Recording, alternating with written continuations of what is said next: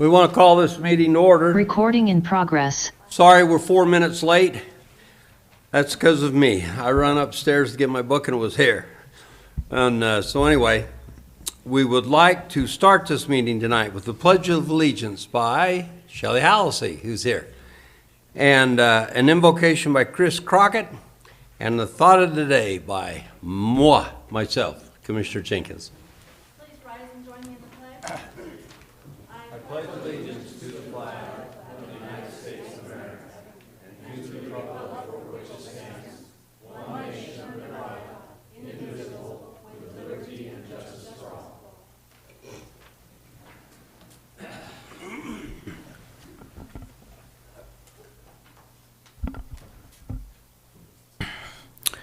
Our Father in heaven, we bow our heads in gratitude at the start of this county commission meeting to offer up our thanks unto Thee for the privilege to be citizens of this great country, state, and county, and to associate with such fine people.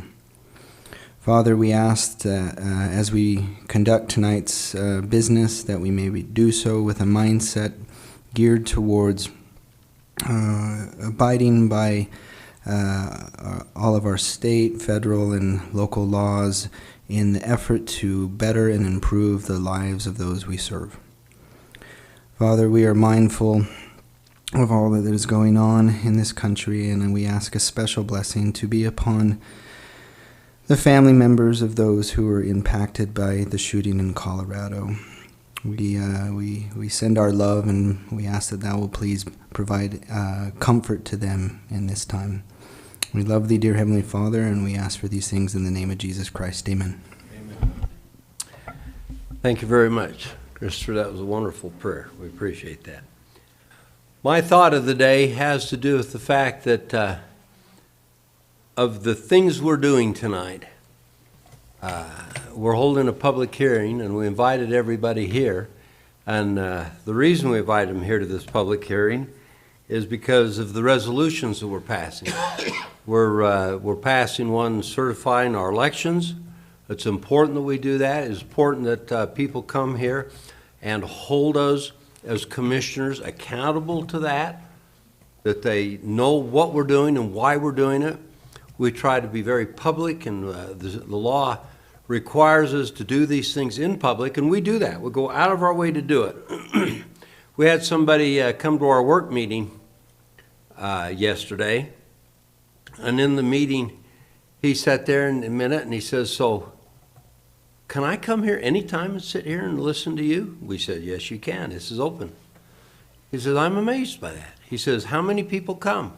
I says, "Oh, we get one or two here and one or two there, depending on what we're talking about, and they want to hear and follow our debate." And wow, he says, "I'm amazed more people don't come and do this. I didn't realize it was this easy."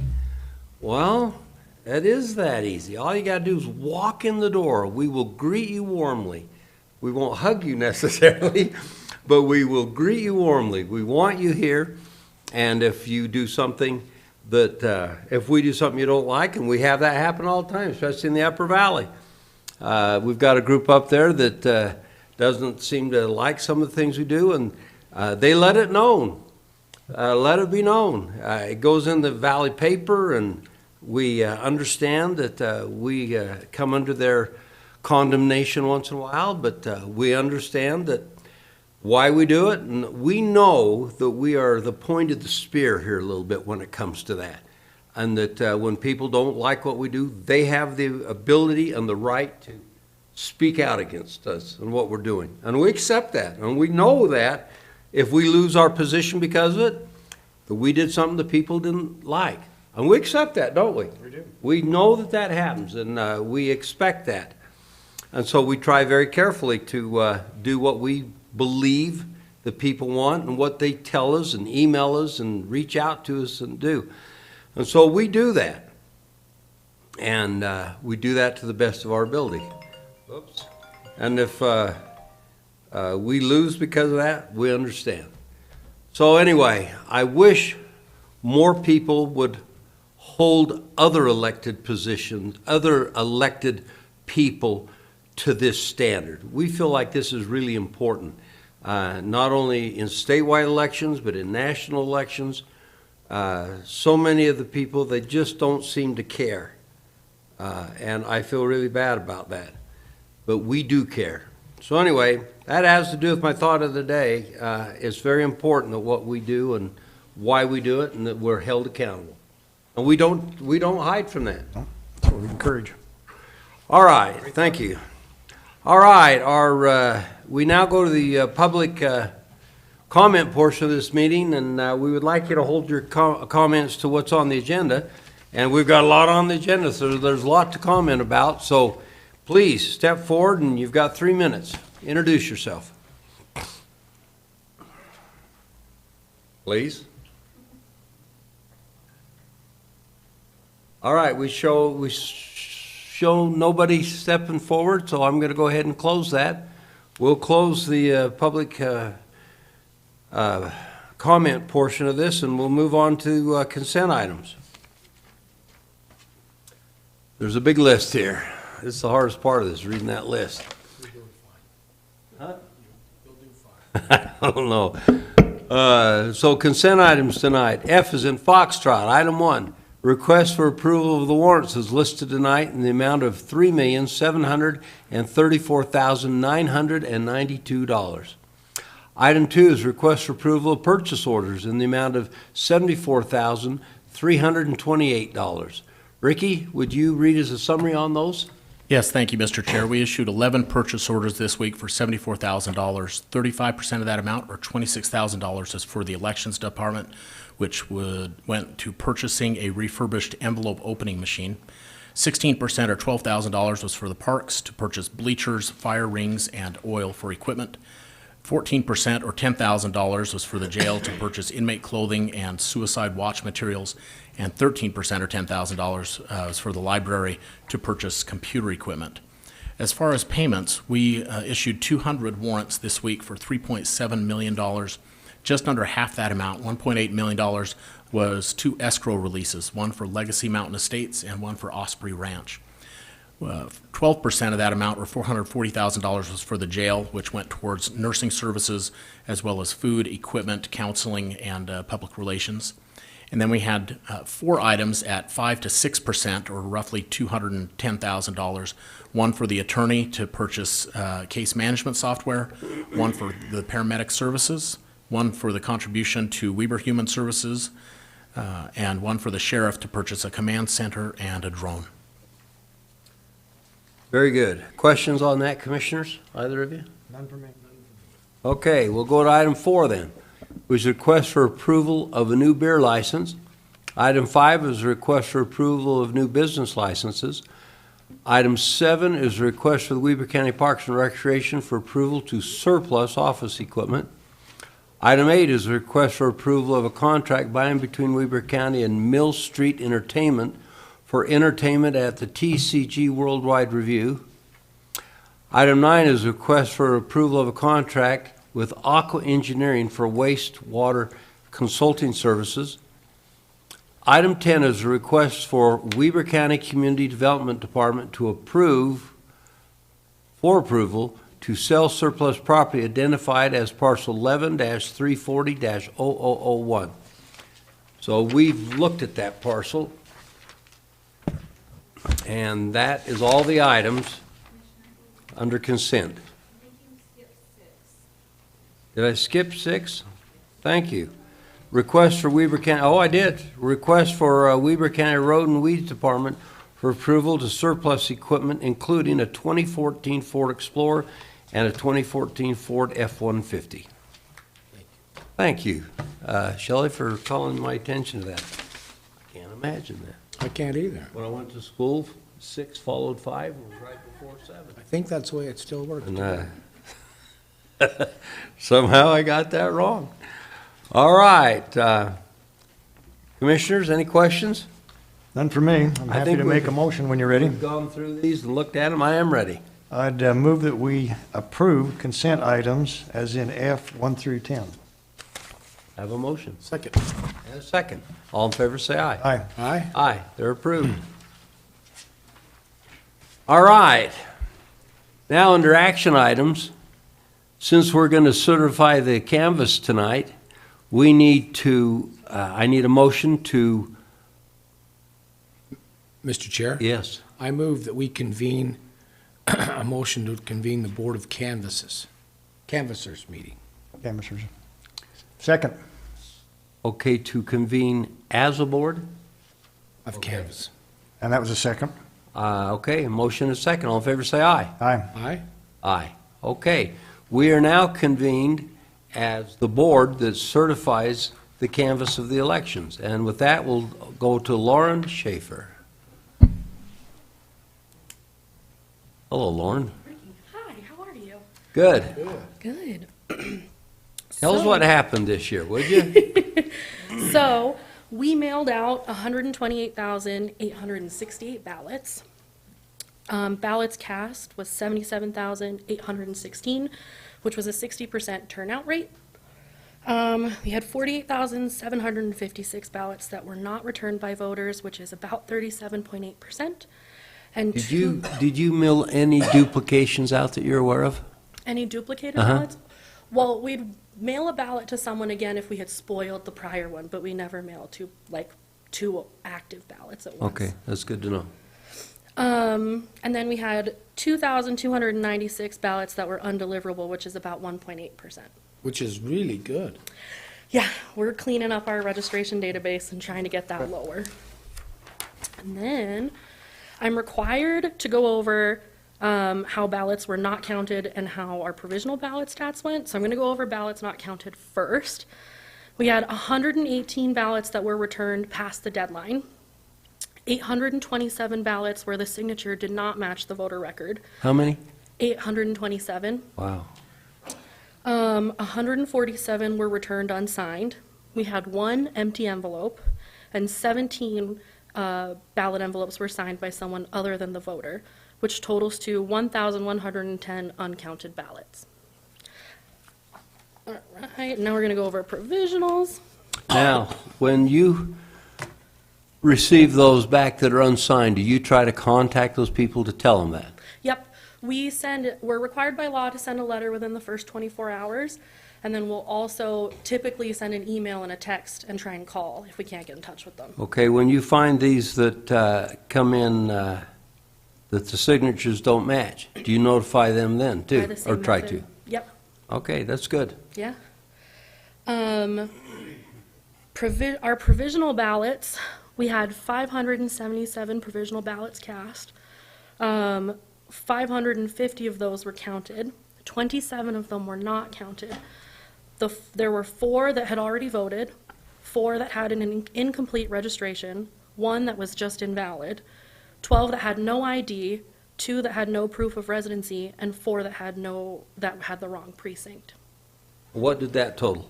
27 that were not counted of the Wow. provisionals. That is amazing. You could get it down to that. We try to contact all of our voters as quickly as we can to get everything we need. We are also required by law to send you our precinct level results. It's 856 pages, so Ricky emailed that to you as well, so we didn't have to print out everyone a little book. And besides that, that's our results. I've attached the summary report as well. Do you want me to go through each candidate that won each race, or would you like just the result report? I just want the results. Would you guys like? Just the end. Is the report okay, or do you want Just me to read results through are it? fine. Just the results. So, I think we know most of them anyway. but- Yeah. so- for U.S. Senate, Mike Lee won. For U.S. House District 1, Blake Moore won. Our state treasurer for that won in Weber County was Marlo M. Oakes. State School Board 2 was Joseph Carey. State Senate District 5 was Ann Milner. State House District 6 was Matthew H. Gwynn. State House District 7 was Ryan D. Wilcox. State House District 8 was Jason B. Kyle. State House District 9 was Cal Musselman. State House 10 was Rosemary Lesser. State House 11 was Katie Hall. State House District 12 was Mike Schultz. County Commission Seat A was Gage Frower. County Commission Seat B was Sharon Arrington Bolos. County Attorney was Chris Allred. County Clerk Auditor was Ricky Hatch. County Sheriff was Ryan Arbin. Ogden School Board District 2 was Stacy Burnell. Ogden School Board District 4 was Amber Allred. Ogden School Board District 7 was Joyce Wilson. Weber School Board District 1 was Kelly Larson. Weber School Board District 2 was Jan Burrell. Weber School Board District 3 was Bruce D. Jardine. Weber School Board District 6 was Janice Christensen. Supreme Court was Peterson, and they won with a yes. Second District Court, Nieder was yes. Excuse me. Second District Court, Williams was yes. Second District Court, Edwards was yes. Second District Court, Renstrom was yes. Second District Juvenile Court, Jensen was yes. South Ogden Justice Court, Mehmet was yes. The Constitutional Amendment A was no, and the City of Harrisville bond was no. Very good questions, Commissioners. None for me. So I do have, are you done? Does that end your presentation? Yeah. Okay, I do have a few questions to ask. Number one, when we came down and viewed your elections office, you were in the middle of 2 audits. Could you explain those audits to us so everybody in the audience understands them? Yeah. One side of the room was auditing how our ballot scanners read each ballot. We did, I think it was 750? 900 of those. And then the other side of the room was verifying that our machines counted signatures correctly, as well as checking voter registration information. Oh, what's that one called? Agilus. Now, the signature one is a verification of the signature verification as well as voter registration details. The 900 is an audit of the cast vote record. Cast vote record. That's what I want to make sure. It's important that everybody understands that because we got lots of emails saying to make sure that the cast vote record was audited, and we wanted to make sure it was. Yep. You did it. All right, Commissioners? But, Mr. Chair, Go ahead. I was fortunate enough to participate as a part of that audit, and The cast vote record? that's what they asked us to do, the people. Yeah. Well, me and Commissioner Forrest seen you over there. Yeah. We saw you. And it was, I learned a lot. We didn't find a mistake. It was all 100% accurate, but it was interesting for me to view, and I couldn't see who the person was that voted. I just made sure that the machine had entered the information correctly as the person had entered it on the ballot. Those two things had to be, there was some tendencies in the several that I did. I found that quite interesting as people were out there voting. That I likely won't forget. It was very interesting. I won't share that because, but it was, the tendencies were interesting, and it just helped me in my thoughts as I think about our nation. As I think about our state, as I think about our county. We got great people here in our county. But I can say, Mr. Chair, you know, I care really the process in Weber County, that we're doing things good here, and it's with 100% confidence, especially now participating in the audit, that I have in the processes that have been set up. You, Lauren, and your team, you, Mr. Hatch, and your team, through the Lieutenant Governor's office. I don't know how they do them in other counties of the state or other states, but I know what ours is, and I'm 100% confident in what your abilities and what you're doing there. Thank you so much. Thank you, Commissioner.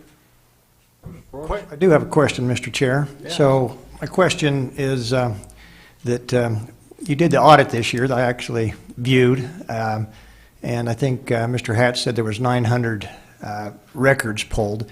Is this the first time that the state actually has required the audit, or have we done that in previous years? We've done that in previous years, but they've actually been required to do it, I know at least for the past 5 or 6 years. The LG's office will randomly select ballots, and we have to go in and audit those ballots. Okay, and so with those 900 ballots, and from what I understand, it was 100% accurate from those 900. The people may question, well, 900 out of 77,000, that's that's a drop in the bucket. But if you pull out your statistics book from college, you'll see that with that 900-person sample, it's like a margin of error of less than, 2 or 3%, that reflected the accuracy. So anybody out there that questions the accuracy or the involvement of our staff here, I think they need to come next year or the year after, participate. The public, again, is welcome in that, but there's no doubt with the stat numbers will show that with that 900 sample, margin of error goes out. So there can't be any question that this was a valid election on all elections. So. Thank you, Commissioner. I'll tell you the part I liked about this. I felt interesting. Number one, we had poll watchers there in the room. Now, we didn't have a lot, but they were allowed to, area right in the center, to sit and watch, where they could watch everything was viewing, and we didn't restrict them from having binoculars or something if they wanted to get right up on it. They came up on the screens. We didn't hide the screens. The screens were all facing them, so they could see what we were working on. We didn't put them outside behind the... No.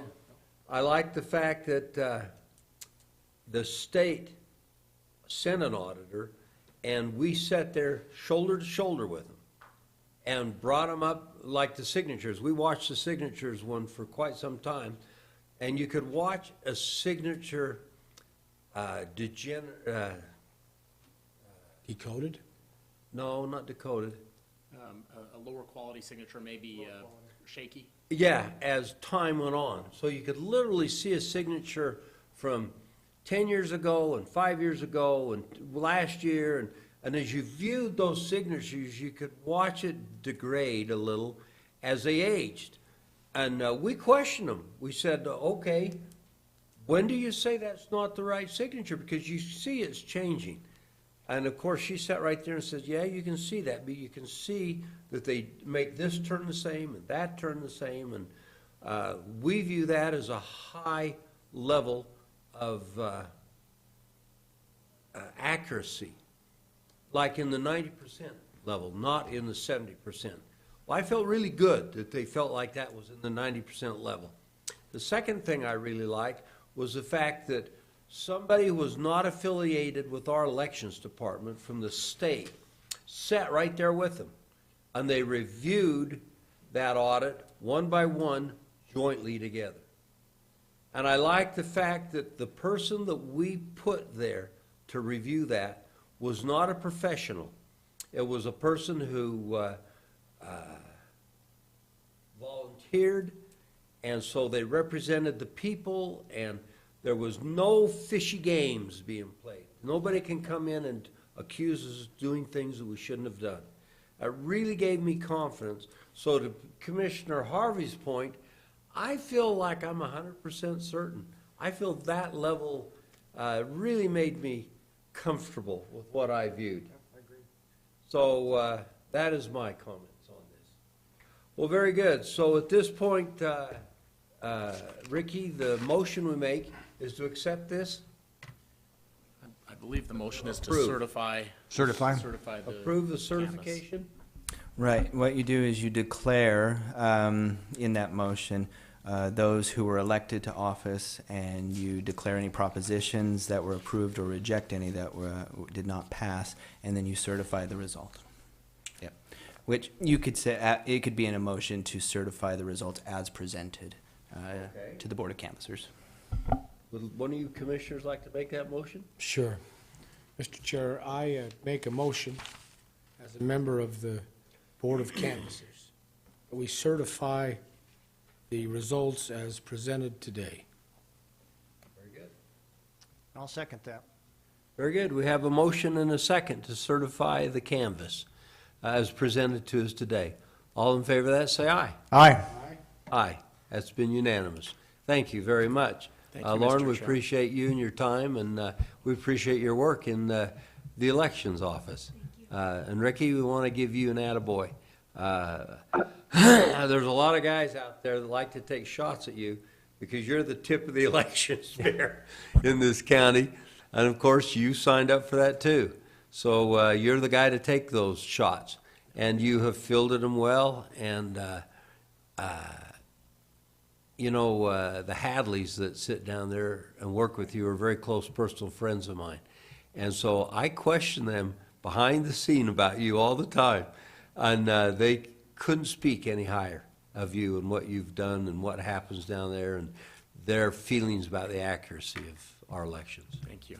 Thank you. I appreciate it. We have to provide the certified signed canvas to the city of Harrisville, who's meeting tonight in just a few minutes. So we'll bring this up for you to sign, and then I'll If you'll hand certify it to me right now, I'll do it. Great. And one also, just want to give a shout out, we did have one poll watcher that was there probably 30 hours. Wow. On behalf 30 of one of the hours. candidates. She watched from the day after Election Day all the way through to the following Monday when we processed.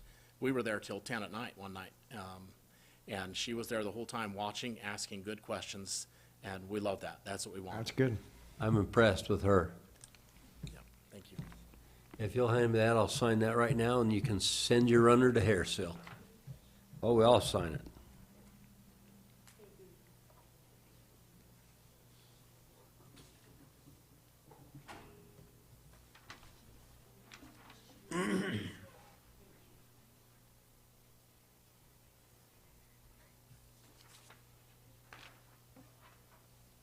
Candidate Christensen, it was nice to see you here today. I want you to know.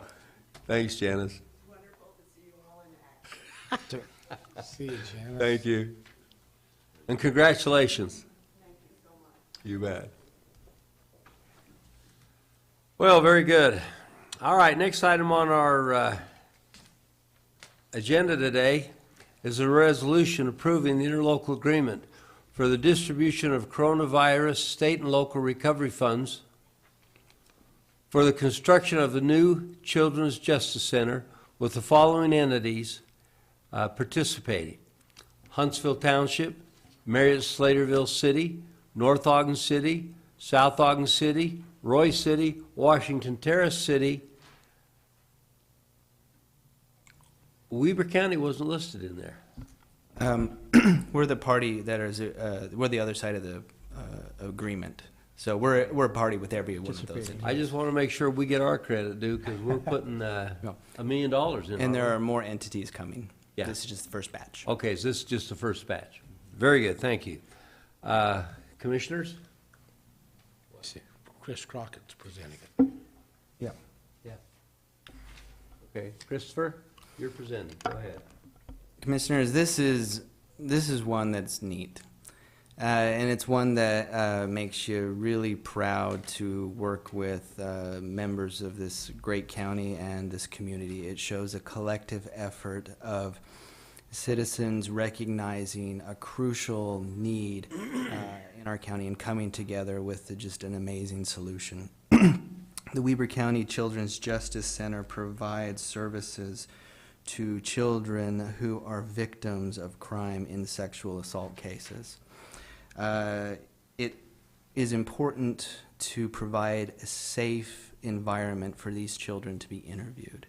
Our Children's Justice Center was established by state statute. Our very own Reed Richards was involved in that. I'm sure as legislators you were involved in many bills dealing with the CJC.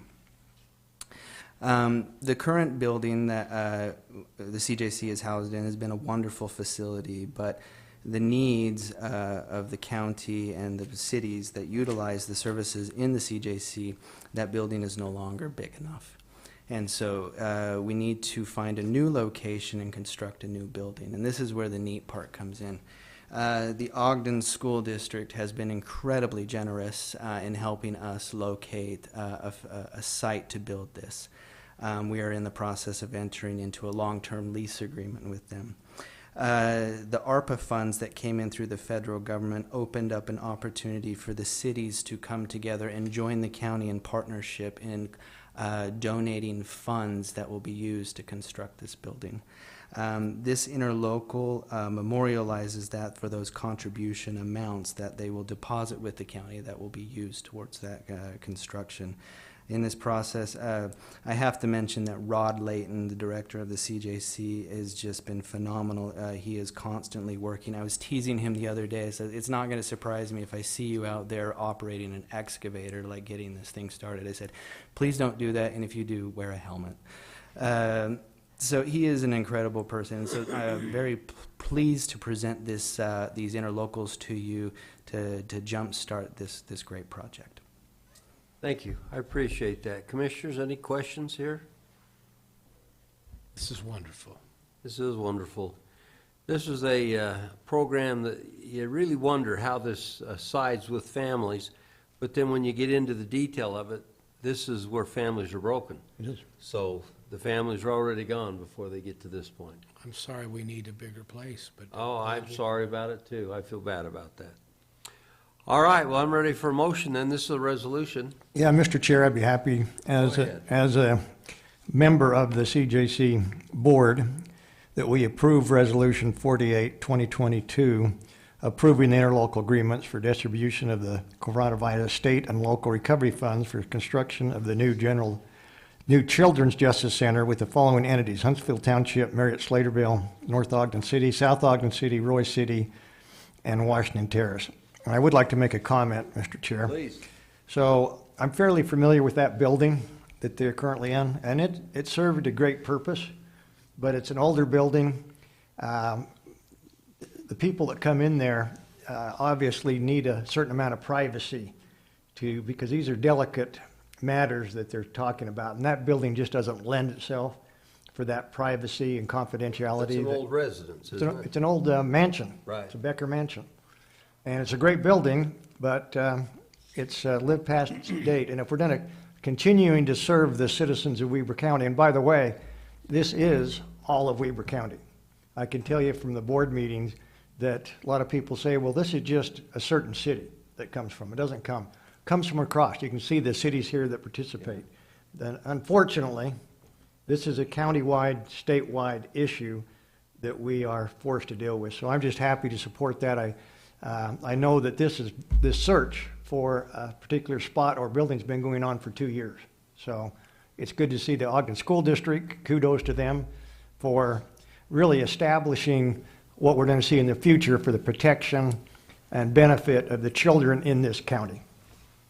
Thank you. So we have a motion. I'll second that motion, Mr. Chair. Thank you. Just a comment, just Please. why don't you tell them the location? It's off of 20th Street and, is it Van Buren? That's where the current location is. No. location is on Van Buren. But the new location's just on 20th Street. Just on that back side of the. Yeah, probably about 1900. Yeah, just below Harrison. It's a Right. street below Harrison. As you go down, might be Jackson, I don't know. Anyway. Well, and you won't even be able to find it today. It's in such a secluded spot. Yeah. Yeah.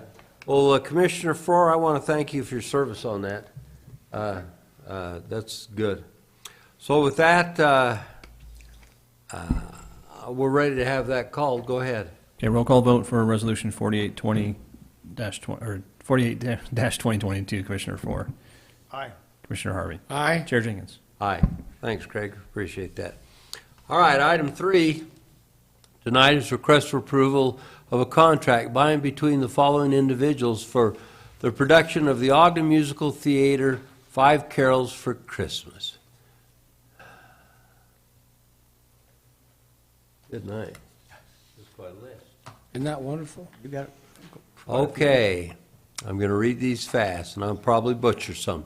Cindy Johnson, Shelley Bacard, Heidi Hunt, Morin Morgan, Cynthia Klump, Marilyn Montgomery, Kelsey Morris, Bailey DeYoung, Heather Ray Poffenberger, Megan Parrish, Crystal Day, Allison Hogue, Justin Lee, Kaylee Wheeler, Lacey Smith, wig design, oh, that's their positions, that's what they're doing.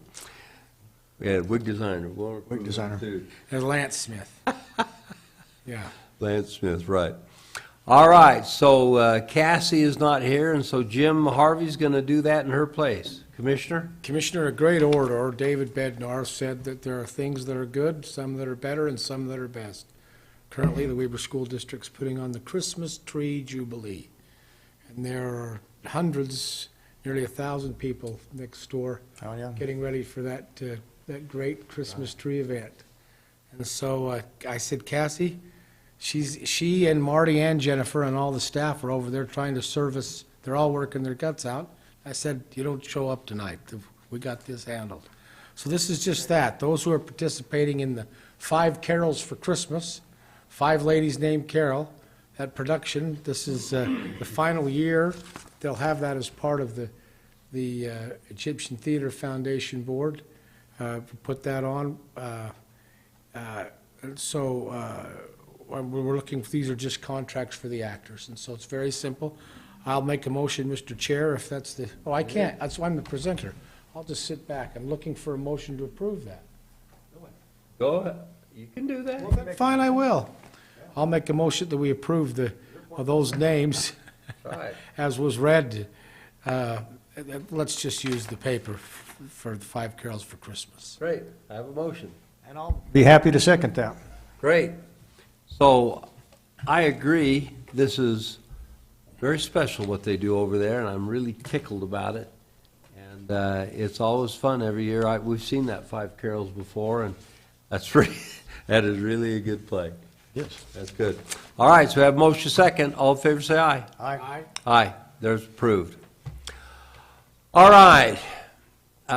We've now reached to the point in our agenda where we're going to go into a public hearing.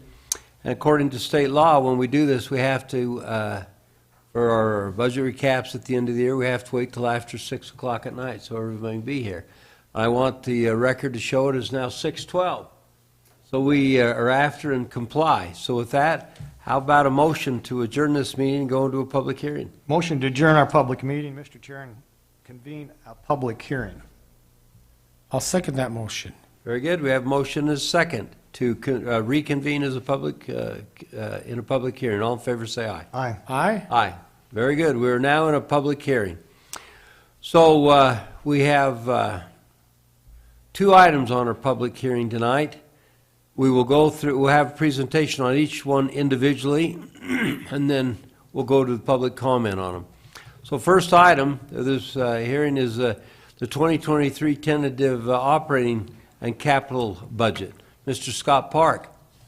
Hello, Scott. Hello, Commissioners. Man, tonight's the night that we can put this thing to bed. And how many months have you been working on this? We started back in August, end Can of you pull August. that mic up? Started back at the end of August. Right. Went through department requests in September, budget hearings at the end of September and first part of October, plus a bunch of internal meetings to finally allocate it. Then we put out the tentative budget on November 1st, and it's been out there since then for any public to read and comment on. So it's been a while. So, you know, I've enjoyed this over the years, and I enjoyed this too, but it is truly a marathon Oh, to do this. Okay, we have a presentation. I don't see it up on the screen. Is it? Do you have it up on yours? Nope, we do not. we just see this Fabio-looking guy in a white shirt and I don't. You must plaid be getting tie. a different channel. I don't know where you're at. You know, plaid is kind of the color of Ireland. You know, it's just Yeah. saying. Okay. Okay. While that's coming up, I'll just kind of go over a little bit of what we do in this tentative budget. So we have 2 different concepts. We have the county as a whole, and it has about 284. Well, I mean, it's not up on the screen is what I'm saying. And you guys can't see it either, We right? can't see it either. Okay. So you got to push that magic button. There we There we go. Okay, there we go, awesome. Okay, so the county, we're a big entity, we're about $250 million, almost $300 million in terms of revenue. Expenses a little bit higher this year, but a lot of that money is restricted by state statutes for certain purposes. So we look at this and you see sales tax, 38% of all the money that comes in through sales tax, but a lot of that is restricted for roads, and it's collected in Weber County's name, but we never actually see the money. So this is money that's levied by UDOT or UTA, and the tax, I guess, is truly levied under Weber County's name. That's why we have to record it as revenue, but we never even see the money. It comes straight to the tax commission and goes straight to UTA or straight to the Department of Transportation. We don't ever see it. We have to show it as revenue in, and we have to show it as revenue out. It's a pass-through. It's not something that you guys have any control over. Do we get so money comes in, money goes out, do we take a little of the slice of that at all? It doesn't even come in. We don't even get it. Huh. It doesn't even go in So and all out we of our are bank is the account. collecting agent, we get $1 in, we send $1 out. We don't even get the dollar in, so the tax commission collects it on our behalf and sends it to UTA Bless on our their behalf. So we get a All little, they send us is a statement. they send us a statement saying, this is what we collected in your name and this is where we sent it. So, Well, that shows you how much trust the state has in the counties. First. That's right, they go first. We learned that, didn't we, Commissioner Ford? yeah. And there's various other things that are restricted. I believe government should be involved at the lowest level in case there's any state people listening. There are also other taxes like the ramp tax and, You say that like you think they care. I don't care. tourism taxes and various other taxes that are collected, but they're restricted by statute for specific purposes. So let me show you how so that's the money coming in. This is where it goes. So we're spending approximately $324 million. Now, that's a lot higher than the revenue coming in, but that's because of the ARPA, the American Rescue Plan Act, and we'll talk about that in just a minute. But you can see that this 27% of that money goes towards streets, and again, a lot of that is passed through. We don't even get to touch that. That's the dark one. The dark one at the top, yes. So what you really have control over is the general fund. And so the general fund is about $95 million of revenue this Can you year. go back for a minute? Sure. Matt? You kind of went really quick there. I want to make sure everybody has a chance to see that. Yep. Where government and other and public safety, parks and rec, public health, libraries. We have Linda Wainsgard sitting back here, and she gets that. Yep. Okay. And that other, that includes a large amount of ARPA money, American Rescue Plan Act money, that's going to be used for water, sewer, infrastructure, and various other things. That's not something we normally get. In fact, this is the first time in my entire career that I've seen the feds give us money in advance of a program and not on a reimbursement basis. So it's a very strange program, but it will allow the county to do a lot of good. But that's why you're seeing, we collected that money in advance of when we spent it. So normally, we spend the money, then we seek reimbursement from the feds. In this case, they gave us the money, $25 million last year, $25 million this year, and now we're just getting to spend the money this year, and we'll also spend it next year. So that's why you're seeing this mismatch of revenues versus expenses. So we're not, it's not that we're going 25 million in the hole. We got the money last year, we're spending it this year. But Scott, so of the 324 million in your screen here, 50 million of that we can assume is ARPA funding, or 25 million? Well, 25 million, because we have 25 million of revenue coming in. Okay. And 25 million going out. So it's like 25 came in year one, 25 in year two, but we're also spending in year two and in year three. Right. So only 25 million of this, the shortfall is ARPA in this. So it's the 25 million out of the 324? Yes. Okay, that's what I was trying to get to. Yep. Yep. Thank you. Are you okay? We move on to the general fund? Okay, so the general fund is, oops, one more. Whoop, I'm going backwards. There we go. General fund. So this is what you have the most control over. So this runs the elected officials, departments, the Department of Administrative Services, property management, various things of that nature. And you can see that about 45% of that is coming in from property taxes. 22% comes in from sales tax, about 28% from charges for services, and then grants and various things makes up a smaller percentage of this. This is how we spend the money. Over half, 53%, is going towards public safety. So that's the biggest thing that we fund. It's the jail and all those things that are related to law enforcement. General government gets about 35% of that. Public health is about 2%, and then everything else added together is about 10%. So how that looks like, though, when you turn it to how the function, or the actual, I guess we would call it the type. So compensation, employees, that's really what county government is made up of. It's services. So the sheriff has to hire people to go do patrols, people to be guards in the jail. So 66% of everything we spend in the general fund is on employee compensation. That's salaries, wages, and their related benefits and payroll expenses. 22% is on other operating expenditures. About 2% only is on equipment. 9% is on transfers. That's money that comes from the general fund and goes to other funds. We'll talk about that in just a moment. And then little less than 1% is actually for travel and training for those employees. So when we look at the budget for 2023, we have two big drivers, and I think this is across Utah and also across the nation. So our sales tax revenue is up. We've actually had some of the highest sales tax revenues I've ever seen over the last few years. And the reason for that is not necessarily that Weber County is growing strong, although we are growing, but the real reason for that is inflation. So when the cost of groceries, when the cost of everything goes up, well, the amount of taxes we collect as sales tax goes up as well.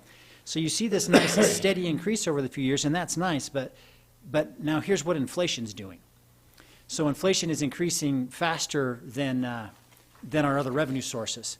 And so what that means is we're feeling a lot of pressures now on the cost of our materials, the cost of our supplies, the cost of equipment, not to mention the cost of employees.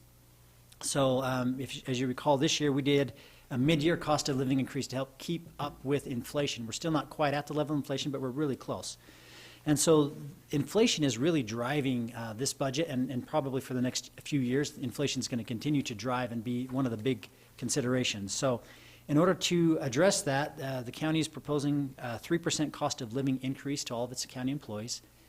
Plus, on top of that, we're going to give a one-time bonus based off of employee evaluations. So we call that our pay for performance. We're also picking up a 14% increase in the cost of insurance. That's over $1 million for the county. Now, the county pays 90% for high deductible plans and employees pay 10%. So both of those pieces are going to go up that 14%. So the employees will pick up their 14% share as well. And this doesn't count the mid-year increase that we get to our employees. Correct. The mid-year increase went out of the 2022 budget. And we're doing that because if we don't, we can't keep our employees.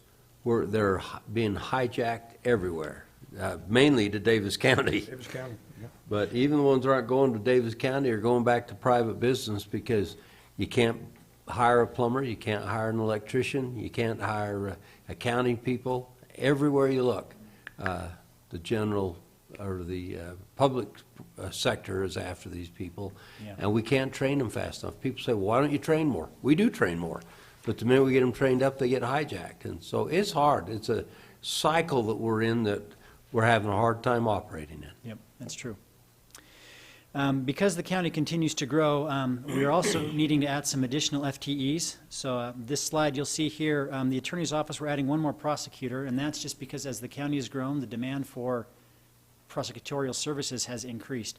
On the flip side of that, so is the demand for public defender services, and so we're adding another public defender attorney and a legal assistant to help with that.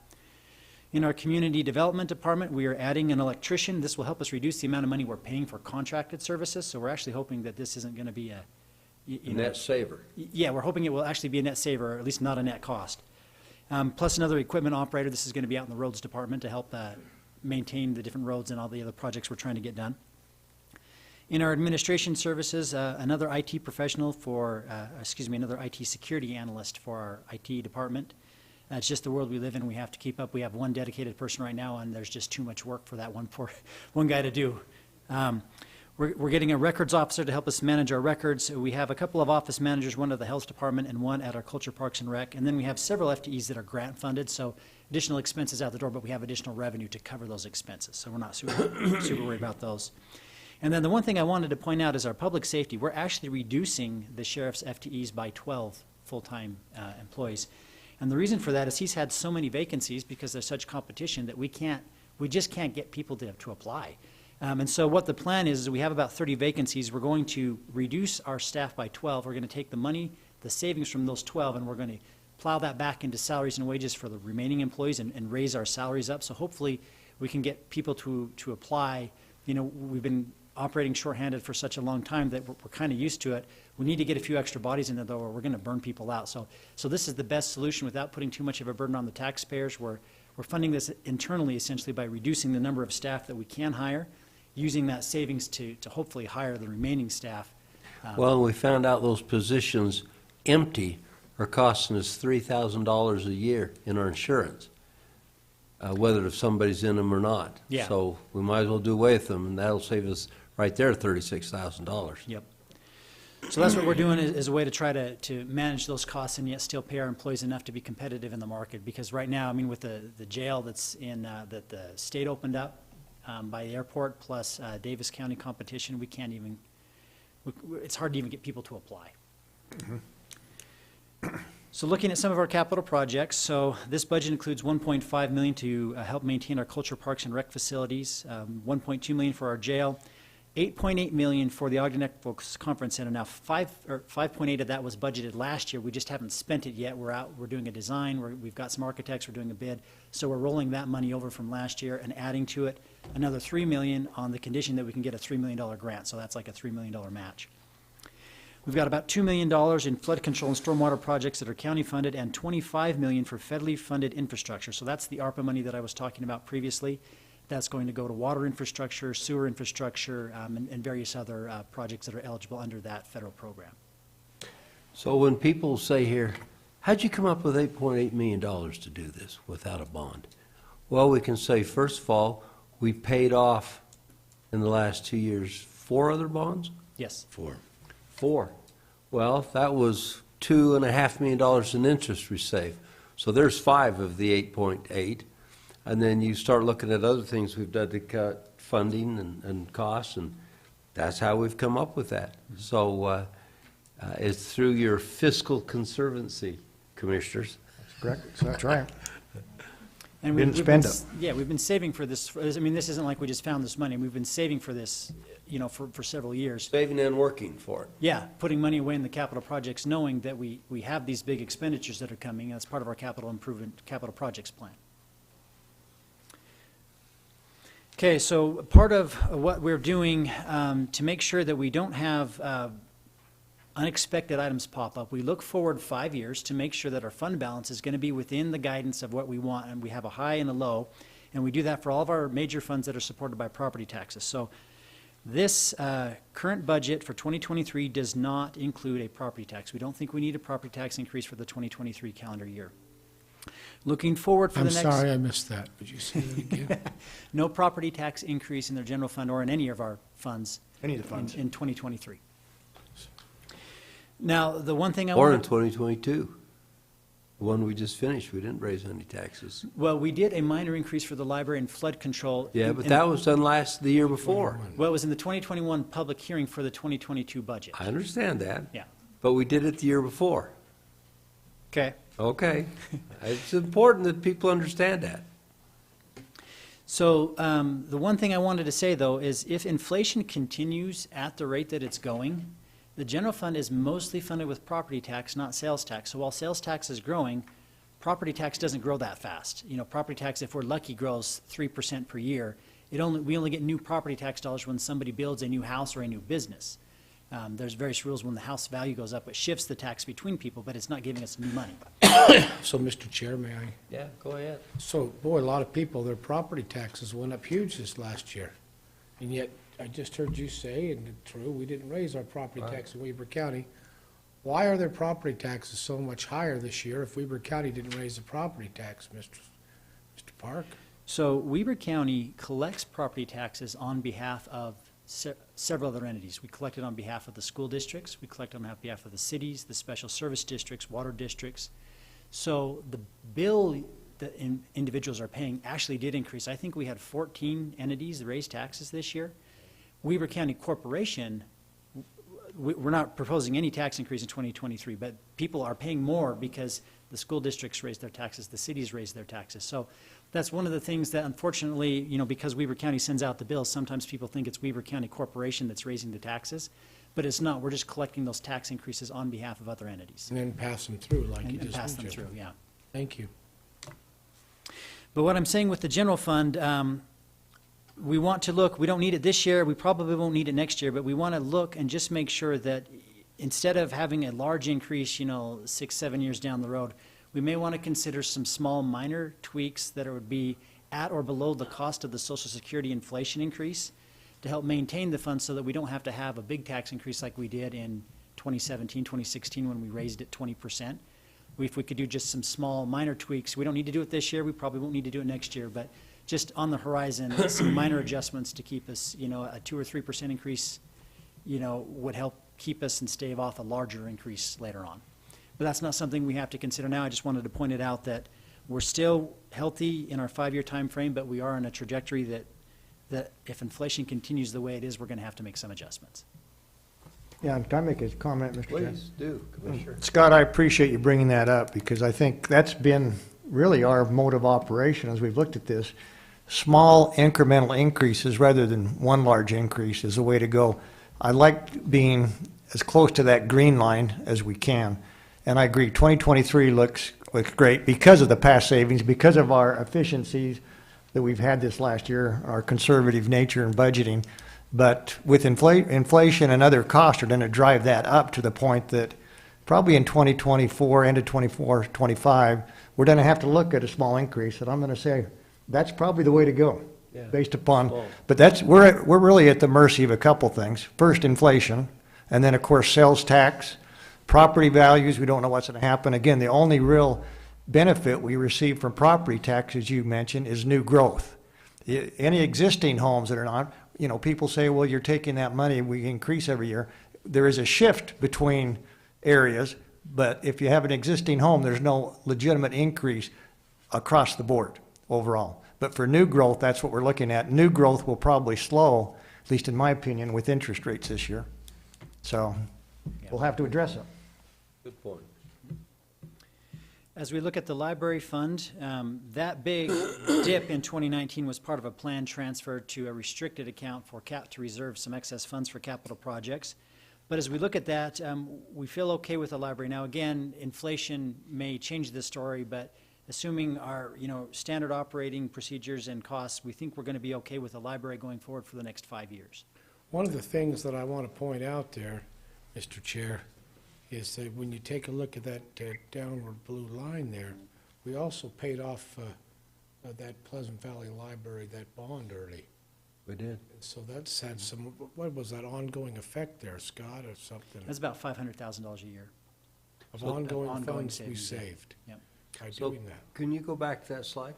The general fund slide or the No. library? Sorry. Library. Library. So right there, we transferred those funds in 2020, and you can see that line drop.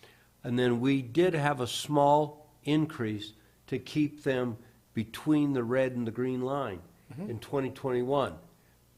Now, we don't actually collect that money, as you said, Scott, till the end of this year. Well, right now, we're collecting it when taxes come in. So this is when we actually experienced the tax increase, but we created it last year. And this is why. When people say, well, why did you create a tax increase, give a tax increase to libraries? Well, that's why. Just look at the lines right there. We were scheduled to go below them, and so we adjusted that to keep it in between. And you can see that schedules it out for years to come. So to your point, Commissioner Farr, I view that as proper budget management, to have small increases up or down, and then keep that projected line going in the direction you want it. Absolutely, I agree.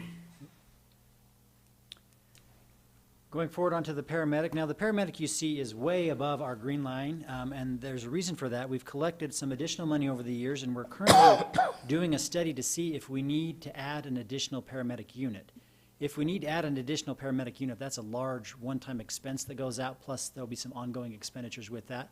So we should know, I'm hoping within the next few months, whether we need to add another paramedic unit, but that's why you see that amount above the line. We have some money built up to purchase another paramedic unit if we need it. There's as you'll remember too, we have a forensic audit going on right now just to find exactly if that's needed, and if so, where that would be best placed, or how to shift that around so people get the best time of service possible. Yep. That's in the process right now. So last year, the fires departments of the area came to us. Can you put that screen back up? And asked us to fund a heavy rescue unit. And this was a specialty unit. Man, pardon me. This was a specialty unit that was provided, just very similar to paramedics. And it's for when you have a semi go over on a freeway or something like that, and somebody's caught underneath it, and you can't get them out. Well, this heavy rescue, they have the kind of equipment that can go out and lift that up and pull that out. So anyway, we didn't know where to fund that from. It was a $450,000, $500,000, somewhere in that range. And so we elected to fund it out of this fund because they were so similar, and the fund was over 100% at the time. So we felt comfortable in doing that. And that's that big Yep. dip you see between 20 and 21. That was how we funded that heavy rescue. So, all right, Scott. Okay. So now the health department. So this has been interesting. With COVID, there was a lot of federal aid to help with COVID, and then we basically diverted almost everybody in the health department from whatever their mission or their job duties were. They all got shifted to COVID, and we were able to fund a lot of their duties with this COVID money. And so what that meant is a lot of the tax dollars that we were collecting, a lot of the fees that we had set aside for other programs just didn't get spent because we didn't have any time to actually work on those programs. So that's why you see the fund balance actually going up during COVID, is because of all that money that's been coming in on the grants. Now, some of that money's gone away, and we anticipate the rest of it will go away here in the next few years. So you see that we're going to slowly get right back to where we expect we should be as we start picking back up those other state-funded and county-funded programs and get back to doing the job of the health department as opposed to just being a COVID response. So this is for the health department. So now we're on the health department, yes. Very good. They did finish the second floor of their annex. That's why you see a dip in 21 to 22. It's a capital improvement to finish some office space up on that second floor of the annex. So that was a planned spend down there. Questions, Commissioners?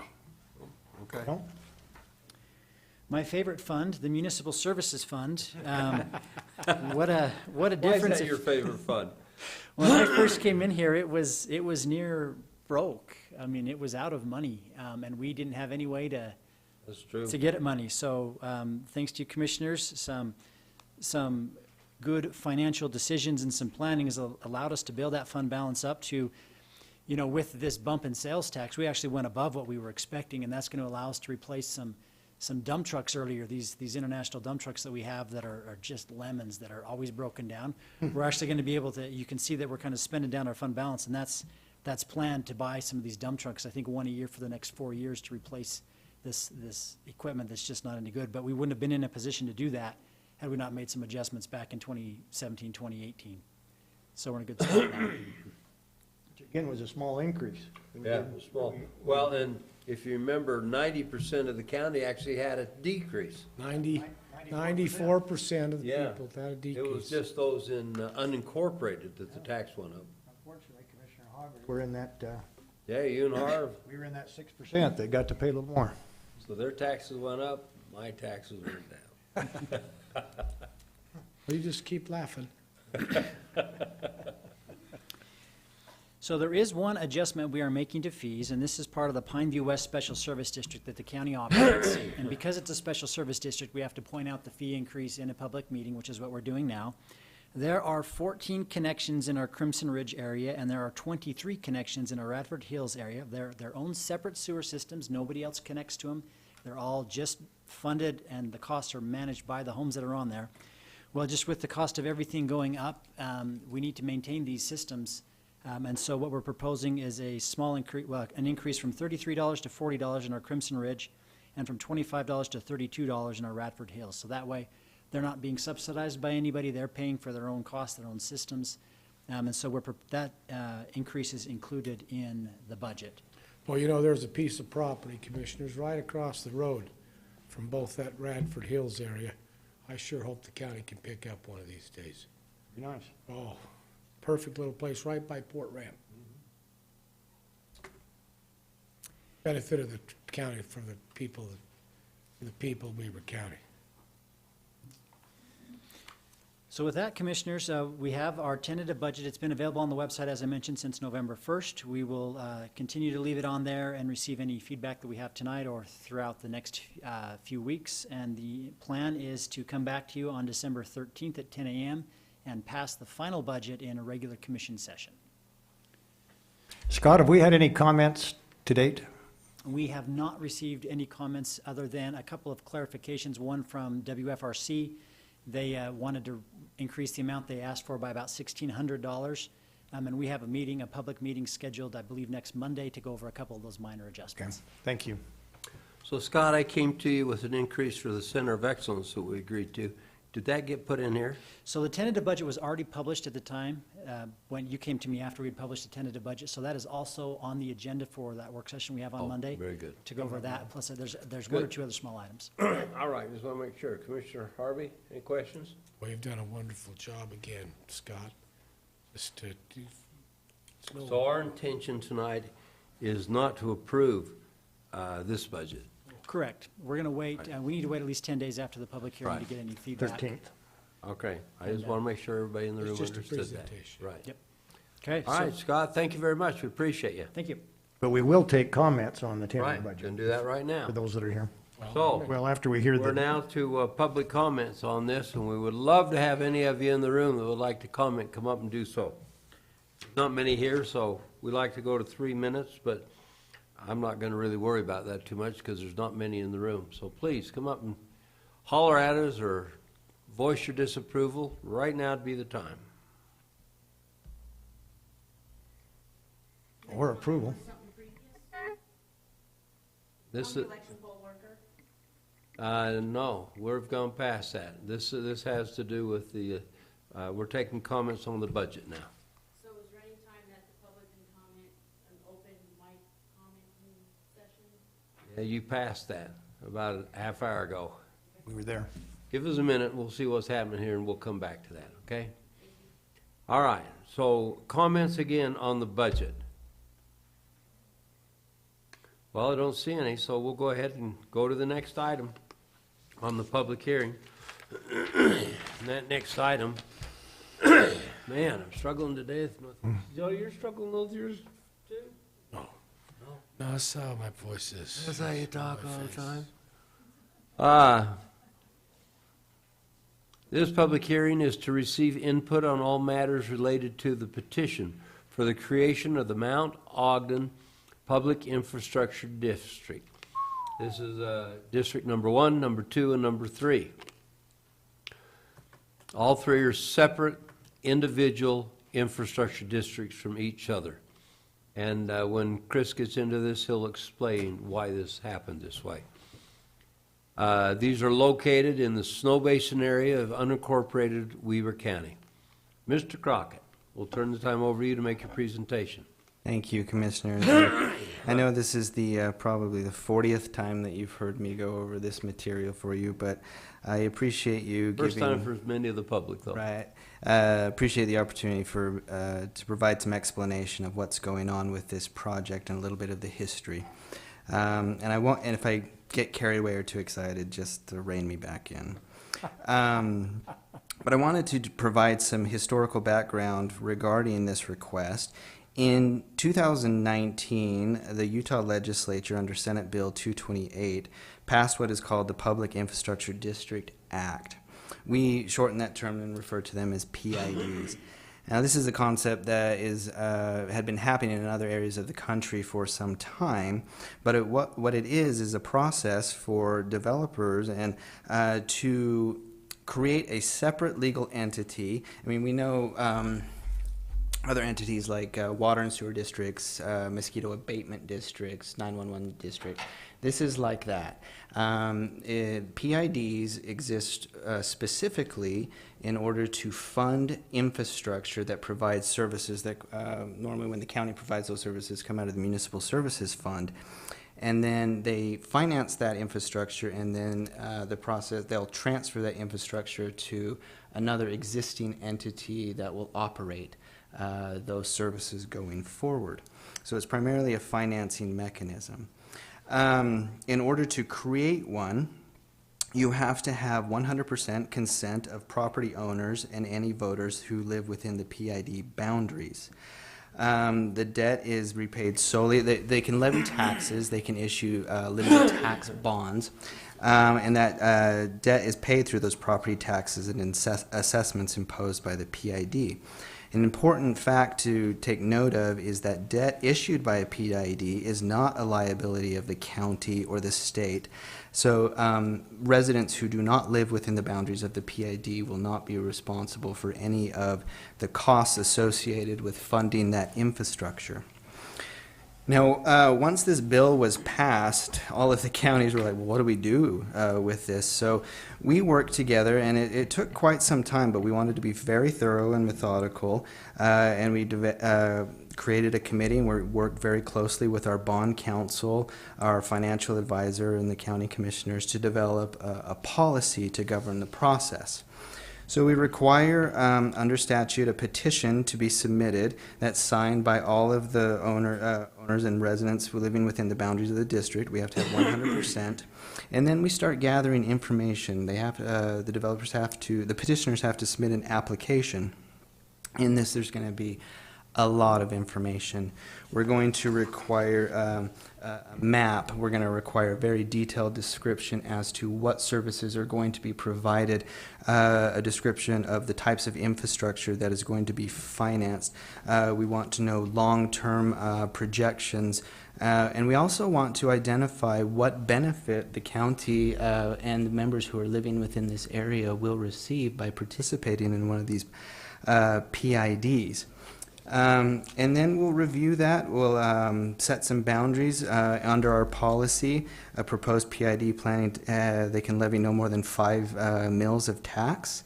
We want projects that are going to be large and sustainable, so we will only consider them if there is if it's expected to exceed 10 million in public infrastructure costs. And then once we review the application, we take that to the county commission and answer any questions that they have. We get approval to start the negotiation process of establishing a governing document. This sets the boundaries and the framework within which the PID will operate. And this process for these particular 3 PIDs has taken probably, I think, around a year. We've gone through many, many drafts. We've consulted with our bond counsel and our financial advisor. And I think it's important to note that the statute requires that the petitioners pay for the cost of reviewing these petitions. And so Snow Basin, the petitioners in this, they have paid for the cost for our financial advisor and our bond counsel to assist us with these. The governing document, I'll just go over real quick, just some of the basic things in there of the parameters that it sets. It establishes that it will just, the PIDs will solely exist just to fund infrastructure that once that is completed, they're going to be transferred to other districts such as the Trappers Loop Improvement District, the Wheeler Basin Service District, and other existing districts right now, such as the Mountain Green Sewer District. We require that the petitioners work closely with these districts so that any infrastructure that is financed complies with any construction requirements, rules, or regulations of these other districts. We set the boundaries, and then we identify the particular types of services that would be provided, such as water service, parks and recreation, fire, all things that are authorized under the Local District Act. And then we identify the districts, the operating districts that will receive that infrastructure. We make sure that the petitioners know that they are required to adhere to all state, federal, and county laws when it comes to construction standards, safety standards, and basically any requirement that any developer is subject to already. We do not waive any of those requirements. We establish a total amount of debt issuance for these districts, and for these particular 3, the total amount of debt that is authorized is $300 million, and that's based off long-term projections of what the overall scope of the project. Chris, that's divided by 3, that 300 million. So it's $100 million per Right. This governing document is collectively, it applies to all 3. Yes. Right. Mm-hmm. We establish a board of trustees and identify the process by which board members will be selected and appointed to represent these districts. We require the financial plan to be submitted and annual reports to be submitted to the county for review and evaluation. We set a maximum mill levy, which is 0.005 per dollar, so 5 mills. And then we set a maximum debt mill levy imposition term. We say the bonds will mature within 31 years, and no mill levy may be imposed by a district after a period exceeding 40 years. So there's a life limit on these PIDs. And one that I wanted to, provision that I wanted to read that I think is quite important, is the security for the debt for these PIDs. The districts, the PIDs, shall not pledge any revenue or property of the county as security for the indebtedness set forth in this governing document. Approval of this governing document shall not be construed as a guarantee by the county of payment of any of the district's obligations, nor shall anything in the governing document be construed so as to create any responsibility or liability on the part of the county in the event of default by the districts in the payment of any such obligation. Now, we are already protected under state statute for that, but an additional measure of security for the residents of the county that the rest of the citizens are not responsible for the debt that is issued. So while you're on that, yes. I would just like to explain, this is one thing that all three of us felt very strongly about. We'd pledged never to do what had been done previously, and we felt like it was really important that people understood that the citizenry of the county is in no way held liable here. Right. And we wanted to put that in, so thank you for doing that. And we are not the first in Utah to create a PID, but given the robust document policy that we have, I feel like we have one of the most thoroughly reviewed PIDs that are ever created in the state of Utah, and I hope that it becomes a model for others to follow in the future. Another important part that I wanted to note is that we require notification to be made to any future property owners who will buy property within the boundaries of this district, that they will know that they are subject to a PID and know ahead of time what they are getting into. And so we have included noticing provisions. So the governing document, the last things that we will do with this is, now that we've got that document negotiated, is we pass a creating resolution. And in that resolution, the commissioners have a copy of this. We will do a couple of things. We will first establish that these three PIDs will exist as independent bodies of politic. They'll be their own independent entities with their own boards. We will authorize and approve the governing document that I referenced. We'll approve an annexation area, and what we'll also be doing is appointing the initial board members of these districts. And they are listed in that resolution for the three districts. The names have been submitted, and the first one, according to the governing document, will take names that are presented to us, and then in future board appointments it will be governed under the Local District Act. So for each district will have 3 trustees, and they are the same names for each of the districts. And we've received certifications from the petitioners that they meet all of the qualifications in order to serve on these boards. Trustee number 1 would be Dave Hirasawa, who will serve a term of 6 years. Trustee number 2 will be Tim Hendon, who will also serve for 6 years. And then we stagger the third position in order to allow the board to continually operate. And Bill, and I'm sorry if I don't pronounce this correctly, Fivesh, for a term of 4 years. So once that is approved, we will, the resolution is approved, we will gather all of this information, we'll put it in a packet, and we will get local entity plats, and we will create a notice of impending boundary action. We will send that off to the Lieutenant Governor's office for processing, and that will mark the end of this year-long process. And throughout this process, we have received I would like to give my thanks to the Snow Basin team, Jim Hill, Brennan Brown, Brent Rose, Jason Birmingham, and many others, our financial advisors from Zions Bank, bond counsel from Gilmore Bell, the incredible Weber County team, and the county commissioners for what I feel is a successful proposal. Could you tell us who's on that Weber County team? I'd love to. And if I miss someone, I'm sorry. Stephanie Russell is our economic development director, and she has headed up this process, and she is really, she came in right at the inception of this and has done an incredible job. Our financial team, Scott Park and his office, Sean Wilkinson, and we've got John Bond, our treasurer, who has been heavily involved, and then my sidekick, Brandon the Q-tip Quinney, who really gets into the details and makes sure that we are following the statute. I could not do this job without him. He's such an asset. So, yep. Thank you. I want to make sure that people understand our side of this too, that we have a team on it, and I agree, they've done a great job. So commissioners, would either of you wish to comment on this? Commissioner Ford, this is kind of your portfolio.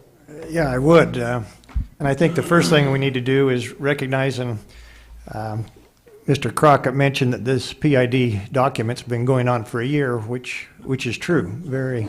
Hundreds, if not thousands of hours with that team working with the Snow Basin. But actually, this process started probably closer to 3 years ago when we actually met with the Snow Basin team at Snow Basin, and they proposed this future development at that point in time and kind of what they could do to secure county support. And I think we left that meeting, I think, fairly unanimous that we fully support Snow Basin's expansion and what they want to do, but in no way would we allow the citizens of Weber County to accept or be responsible for any of that development or liability.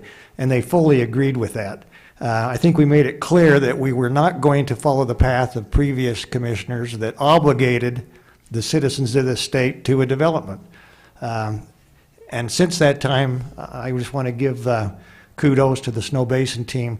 I think that first year, before we ever got into documentation, we spent at least 6 months or 9 months with their team, just going back and forth as far as how do we get to the point of the PID. And I'd have to say, with the effort of the Weber County team, you, Chris, take a lot of give a lot of thanks for that, because you were the kind of the head of that to make sure that we followed. You know, the state gives us what I'm going to call a blank form with that Senate bill. And I'm not going to say that because it came from the Senate. That's true and law, even though I could. Oh, I felt that jab right. But they give us this blank sheet, but it's up to us to fill that in. And if we happen to fill in the wrong blanks or put that document that left liability to one particular party, it could come back to haunt us. So I really think this document, the policy that we've set in motion, is probably the best in the state. I mean, I don't believe any county has spent more time looking at the pros and cons, working with bond counsel, working with our attorneys, working with the petitioner on coming up with a document that works for everybody. So since Snow Basin's in my backyard, even though I don't necessarily appreciate all the skiers on that mountain at any particular time, it has to happen.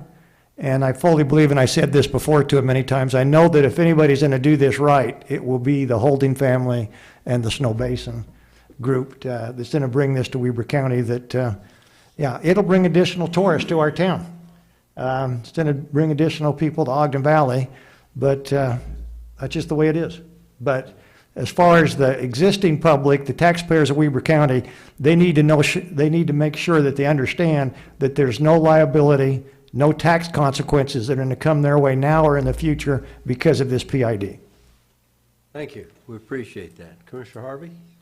Just, you know, I appreciate Commissioner Ford's comments, and to tag team along with that. Currently, the Utah Department of Tourism says that on each property tax, Weber County residents, if they have a property serial number, they get a $1,318 credit on that tax notice because of tourism in Weber County. Weber County was probably the least affected during COVID because we found ways to continue tourism during COVID. Sarah Tolliver of our Visit Ogden said Scott Park said we were affected only to about 94%, where the big cities, some of them were down 90%. We were all down 6%. So this will just help increase that even more. And it puts the people in town and hopefully spend a lot of money up there on the mountain. He wins on this, so it'll be good. Thank you, Mr. Chair. Thank you, Commissioner. Well, I know the Snow Basin people are here. You don't have to make comment today, but if you'd like to, we'd like to give you time to do so. we've been in enough meetings with us, we don't need to know anything new, but this is for the public. and Maybe they a might wanna- Turaluralura, something like that would be fitting. I don't know. Commissioners, Jim Hill, I'm the Vice President of Development for Grand America Hotels and Resort, that's the parent company for Snow Basin. I'll be brief. After everything that's been discussed in the presentation, I just want to say thank you. It's been a pleasure to work with your team, to work together. I think this can be a wonderful win-win for all. And also, Commissioner Jenkins, as you're moving forward in life, it's been a pleasure working with you. I wish you the very best, and we wish you all the best for Thanksgiving and the holiday season. And if there are questions, we got all the experts are here, but mostly we want to say thank you. Thank you. We appreciate that. All right, so now we go to the public comment portion of this, of our public hearing for this PID, or Public Infrastructure District. If you'd like to comment, please step forward. Now is your time, if you'd like to speak to this. This is for the Snow Basin PID.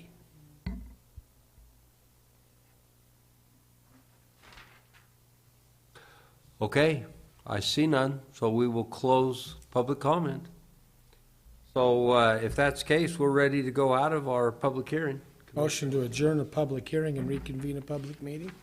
Second.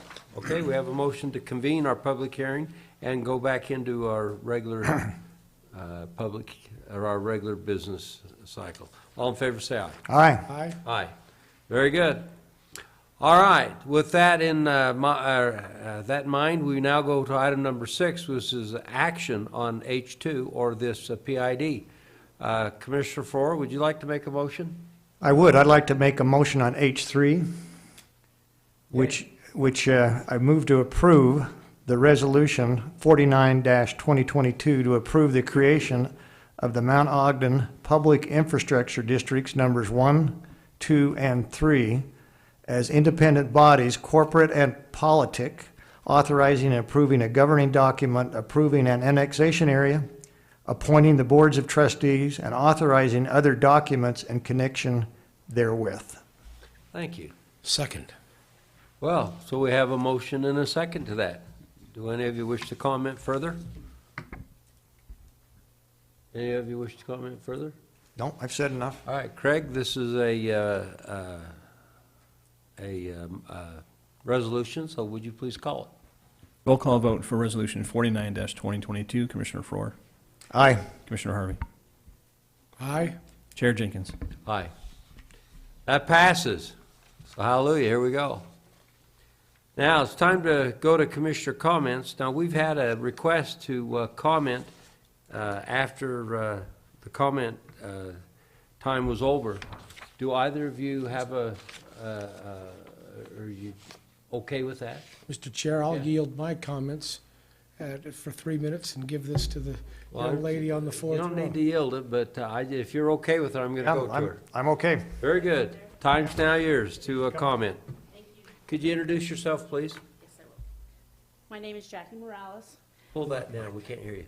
My name is Jackie Morales, and first I apologize for my ignorance on the protocols of the hearings. That's okay. I am the election poll worker that Mr. Hatch mentioned, and I'm just a regular citizen. I've lived in North Ogden for about 22 years now, and like many other citizens, I'm concerned about how the elections have been going on across the country. Janice Christensen was the candidate that I represented as the poll worker, and I knew Poll watcher. Oh, I'm sorry, as the poll watcher. Right. And I didn't know Mr. Hatch at all. I didn't know Lauren, the person that presented the briefing, at all. But as soon as I got there, it's weird having my back to the audience. Mr. Hatch treated me like a VIP. And for all those that were concerned about how the election was ran here at Weber County, I saw absolutely nothing but total professionalism, accuracy. If they found something that was a discrepancy, they immediately attempted to resolve it and eventually did resolve it. The one thing took almost an hour to fix. was very complicated, but they fixed it. The other workers that were there, they worked tirelessly. They were there multiple hours. They were so tired by the time they got done. But I have 100% confidence in the results. And Janet's election, she only won by 75 votes. So it was tight. There was over 10,000 votes. So I just wanted to say that for the record, that for at least our county, I fully trust what I saw, what they did. They didn't do anything questionable. And if there was something that was wrong, they fixed it right away for our county. That's it. So while you're still standing there, the fact that you participated for a week and stayed there over 30 hours, Yes, I was exhausted. I too. would like to give her an ovation. Oh, thank you. No, it was my honor to Makes do me feel it. so good that you would do that. Well, thank you. Thank you. And thank you for letting me readdress it. You bet. Thank you. All right, commissioners, it's now time for commission comment. Do you have, either of you have anything else to say? Have a great Thanksgiving. Ah, come on, it's only 5 after 7. We can't leave yet. Well, let's see, well, Commissioner Harvey had 25 minutes. You've got quite a few documents to sign, so maybe we don't have to leave, but Gage and I can, and you can stay here and sign them. Benefits of being Yeah, I'll chair. make you feel good. Yeah, that will. All right, I'm ready for a motion. Motion to adjourn, Mr. Chair. Second. All in favor, say aye. Aye. We are adjourned.